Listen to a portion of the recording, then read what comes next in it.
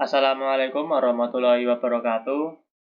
Kami dari kelompok 7 ingin mempresentasikan hasil diskusi mengenai evaluasi konservasi kemampuan lahan yang beranggotakan saya sendiri, Zunadin Wahyu Pratama,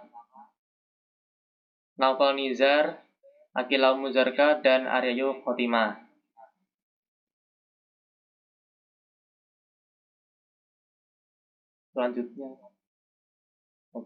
Selanjutnya Mbak Akila untuk membaca pendahuluan terlebih dahulu. Pendahuluan. Salah satu kebijakan untuk meningkatkan pengembangan pariwisata di Indonesia adalah dengan melaksanakan pengembangan pariwisata yang terencana dan berkelanjutan. Menurut Departemen Pariwisata 1990, kawasan wisata dapat diartikan sebagai suatu lahan dengan batas luas tertentu yang diperuntukkan bagi pengembangan dan telah memiliki kelengkapan prasarana dan sarana pariwisata serta sistem pengelolaannya. Dalam rentang waktu Pelita 2 hingga Pelita 4, pengembangan pariwisata ditekankan pada beberapa aspek seperti perintisan sebagai pemancing pertumbuhan, pemerataan pembangunan, serta menumbuhkan minat swasta untuk menanam modal. Tuntutan pertumbuhan yang lebih tinggi, cepat, dan luas dalam pelita selanjutnya memerlukan evaluasi yang lebih mendalam terhadap lahan yang akan dikembangkan untuk memastikan keberhasilan pengembangan tersebut. Hal ini mencangkup penyediaan sarana dan prasarana fisik yang memadai sehingga penunjang pengembangan pariwisata pantai. Evaluasi kemampuan lahan sangat penting untuk menentukan potensi sumber daya lahan yang optimal bagi penyediaan sarana dan prasarana fisik bangunan guna mendukung pengembangan pariwisata pantai. Selanjutnya,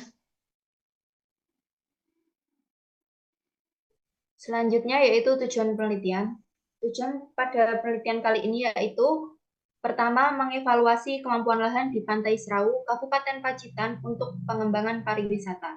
Yang kedua, mengidentifikasi parameter fisik lahan yang mempengaruhi kemampuan lahan untuk mendukung penyediaan sarana dan prasarana fisik bangunan.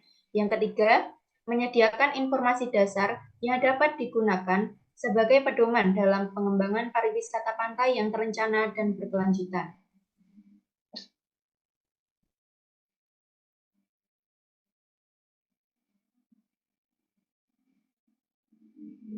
Next.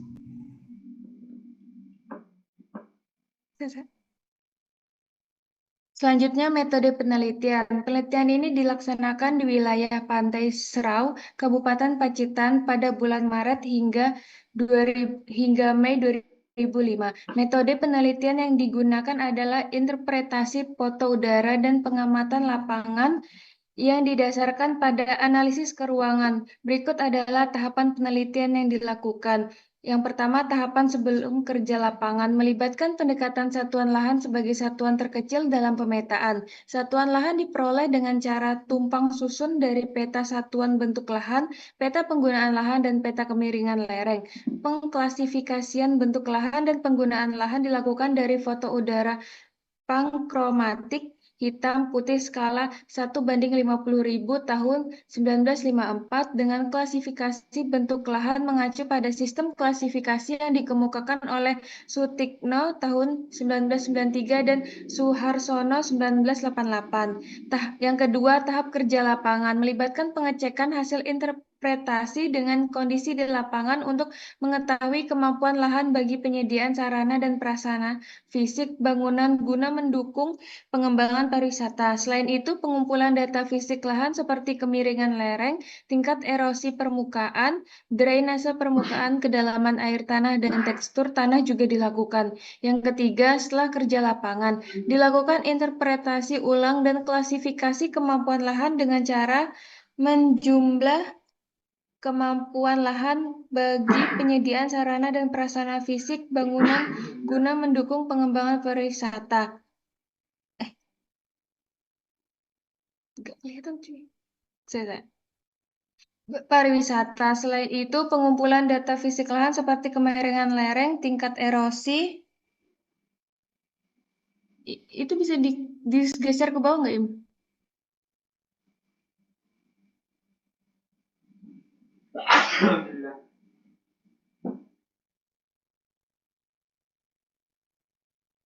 tingkat erosi permukaan, drainase permukaan, kedalaman air tanah, dan tekstur tanah juga dilakukan. Yang ketiga, setelah kerja lapangan dilakukan interpretasi ulang dan klasifikasi kemampuan lahan dengan cara menjumlah harkat dari masing-masing parameter. Klasifikasi dilakukan dengan menentukan interval kelas berdasarkan nilai maksimum dan minimum dari itu bacaan. Parameter. Ima di Zoom. Parameter dinilai. Yes. Selanjutnya,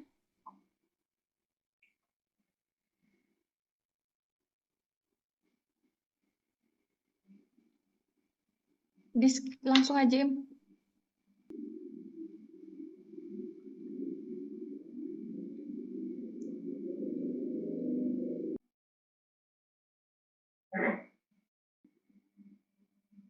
Berdasarkan hasil penelitian dapat ditentukan tabel kemiringan lereng sebagai berikut. Yang pertama, besar sudut 0 sampai 2 dengan keterangan kemiringan lereng datar, harkat 5, kelasnya sangat baik. Yang kedua, lebih dari 2 sampai dengan 8 dengan kemiringan lereng landai, harkatnya 4 dengan klasifikasi kelas baik sekali. Yang ketiga, lebih dari 8 sampai 30 dengan kemiringan lereng miring, harkatnya 3, kelasnya sedang. Yang keempat, lebih dari 30 sampai 50 dengan kemiringan lereng terjal dengan harkat 2, kelas jelek. Yang terakhir, lebih dari 50 dengan kemiringan lereng sangat terjal, harkat 1, kelasnya sangat jelek. Next, Dan.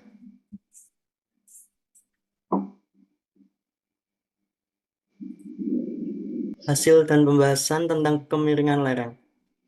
Kemiringan lereng merupakan salah satu parameter penting dalam menentukan kemampuan lahan untuk pengembangan pariwisata. Lahan dengan kemiringan lereng yang rendah sebesar 3-8%. Lebih ideal untuk pembangunan karena memudahkan konstruksi dan mengurangi resiko erosi. Dari hasil penelitian menunjukkan bahwa yang pertama, satuan lahan beting bisik memiliki kemiringan lereng 3-8% yang cocok untuk pengembangan pariwisata karena memudahkan pembangunan fasilitas wisata seperti penginapan, restoran, dan area rekreasi. Yang kedua, satuan lahan dataran aluvial karst, yaitu memiliki kemiringan lereng antara 3-8% yang sangat baik untuk pembangunan fasilitas pendukung pariwisata seperti jalan akses dan area parkir. Dan yang terakhir, satuan lahan perbukitan karst memiliki kemiringan lereng yang lebih curam, yang memerlukan teknik konstruksi khusus dan pengelolaan untuk mencegah erosi.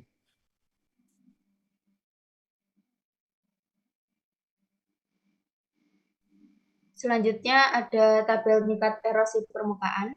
Untuk kriterianya, yang pertama tidak ada kenampakan erosi, nilainya 5, masuk dalam kelas sangat baik. Yang kedua, kenampakan erosi tinggi, nilainya 4, masuk dalam kelas baik sekali. Yang ketiga, kenampakan erosi sedang, nilainya 3, kelasnya sedang. Yang keempat, kenampakan erosi berat, nilainya 2, kelasnya jelek. Yang kelima, kenampakan erosi sangat berat, nilainya 1, masuk dalam kelas sangat jelek. Lalu untuk hasil pembahasan tingkat erosi permukaan. Tingkat erosi permukaan dipengaruhi oleh faktor seperti curah hujan, vegetasi, dan aktivitas manusia. Dalam penelitian ini ditemukan bahwa yang pertama, satuan lahan beting bisik memiliki tingkat erosi permukaan yang rendah karena lapisan pasir yang mudah mengering dan jarang terkena hujan intensitas tinggi. Yang kedua, satuan lahan daratan aluvial karst.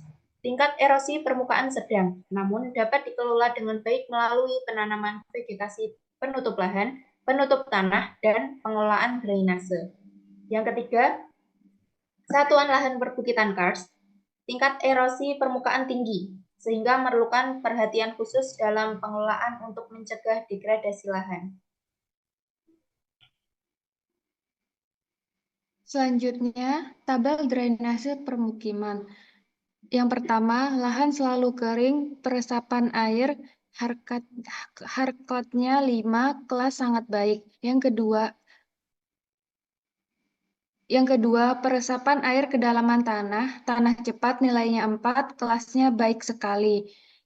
Yang ketiga, peresapan air kedalaman tanah tidak begitu cepat, nilainya 3, kelasnya sedang. Yang keempat, tergenang sementara setelah turun hujan, nilainya 2, kelasnya jelek. Yang kelima, lahan selalu tergenang air, nilainya 1, kelasnya sangat jelek.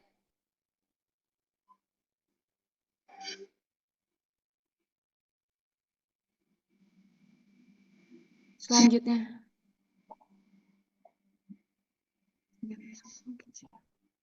Hasil dan pembahasan. Drainase permukaan.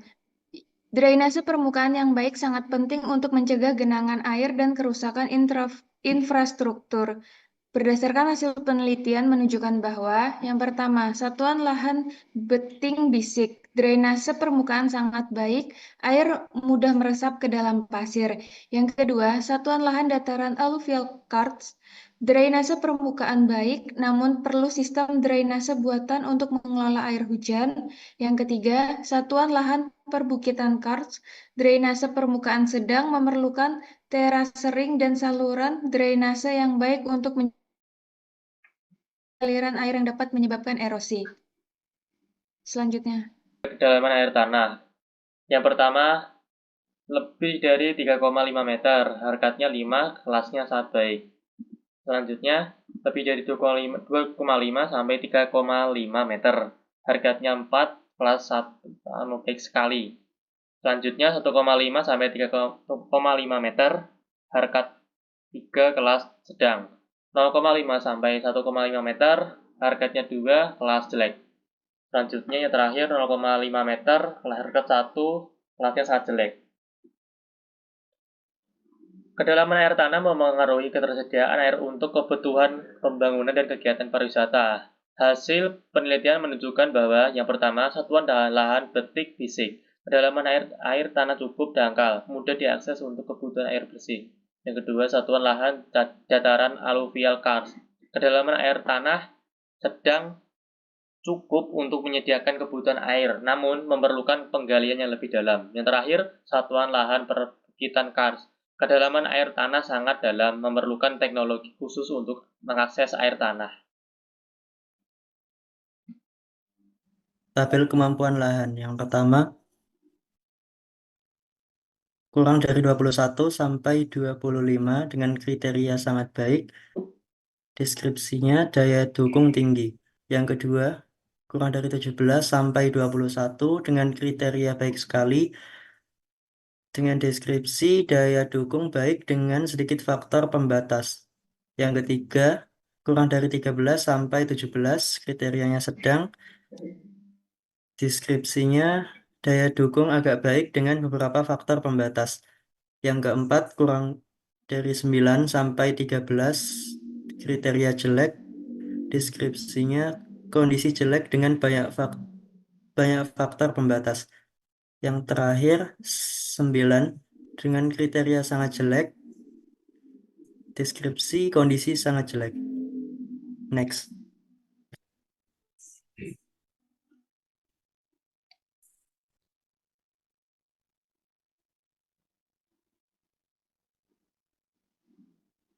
Hasil dan pembahasan. Kategori kemampuan lahan. Berdasarkan parameter-parameter di atas, lahan di Pantai Serau dapat dikategorikan sebagai berikut. Yang pertama, kemampuan sangat baik. Terdapat pada satuan lahan beting bisik dengan kemiringan lereng 3-8% dan penggunaan lahan kosong. Lahan ini sangat ideal untuk pengembangan pariwisata pantai karena memiliki kondisi fisik yang mendukung dan risiko erosi yang rendah. Yang kedua, kemampuan baik. Terdapat pada satuan lahan dataran alluvial karst dengan kemiringan lereng 3-8% dan digunakan untuk pemukiman. Lahan ini cocok untuk pengembangan fasilitas pendukung pariwisata seperti penginapan dan area komersial. Yang ketiga, kemampuan agak baik. Terdapat pada satuan lahan perbukitan karst dengan kemiringan lereng 3-8% dan digunakan untuk kebun campur. Lahan ini masih dapat digunakan untuk pengembangan pariwisata, namun masih memerlukan perhatian khusus dalam pengelolaan erosi dan drainase.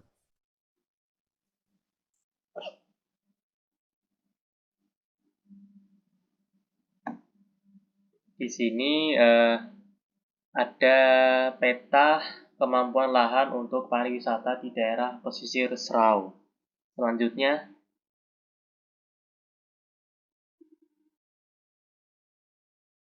hasil dan pembahasannya kepada ini di peta ini kemiringan lereng merupakan salah satu parameter penting dalam pembentukan kemampuan lahan untuk pengembangan pariwisata.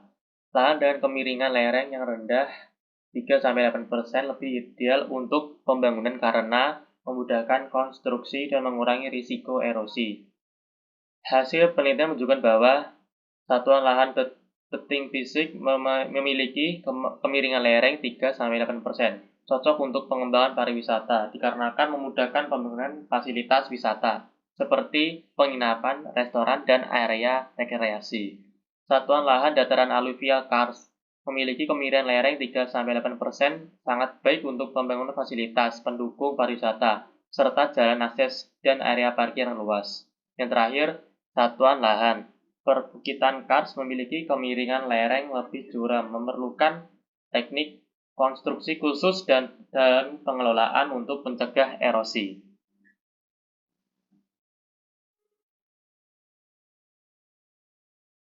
Selanjutnya ialah persamaan penelitian pada jurnal dan penelitian pada praktikum EKKL. Untuk persamaannya yaitu yang pertama mengetahui kesesuaian penggunaan lahan. Yang kedua meneliti pemanfaatan penggunaan lahan. Untuk perbedaan dari kedua penelitian ini yaitu yang pertama daerah yang dianalisis pada penelitian jurnal berada di Pacitan, sedangkan penelitian pada praktikum EKKL terdapat di daerah Karanganyar dan Sragen. Yang kedua, penelitian ini yang praktikum EKKL menggunakan metode survei, sedangkan penelitian pada jurnal menggunakan metode kualitatif. Yang ketiga, penelitian jurnal menggunakan data BMKG dan BPS, sedangkan untuk penelitian pada praktikum EKKL menggunakan identifikasi dengan ArcGIS Database World Imaginary. Yang keempat, pemanfaatan pada penelitian jurnal, jenis pemanfaatan penggunaan lahan hanya untuk komoditas seperti daun bawang, kentang, dan kubis. Sedangkan penelitian di praktikum EKKL, pemanfaatan penggunaan lahannya lebih luas, seperti untuk peternakan, sawah, semak atau belukar, dan tegalan. Yang kelima, perbedaan yang kelima, penelitian jurnal hanya mengevaluasi lahan pertanian di Kabupaten Pacitan, sedangkan penelitian pada praktikum EKKL mengevaluasi DAS yang melewati Kabupaten Karanganyar dan Sragen.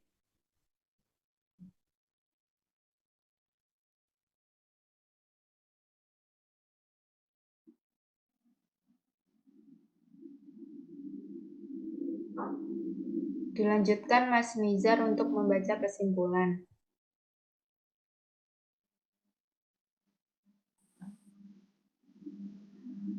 Kesimpulannya, penelitian ini berhasil mengidentifikasi kemampuan lahan di daerah Pantai Serau, Kabupaten Pacitan untuk mendukung pengembangan pariwisata pantai. Lahan yang memiliki Recording stopped.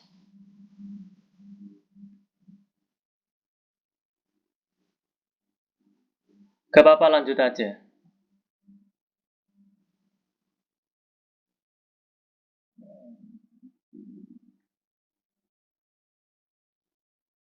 Nizarnya keluar. Oh iya, untuk melanjutkan dari Mas Nizar, kesimpulan. Penelitian ini berhasil mengidentifikasi kemampuan lahan di Pantai Serau, Kabupaten Pacitan untuk mendukung pengembangan pariwisata pantai.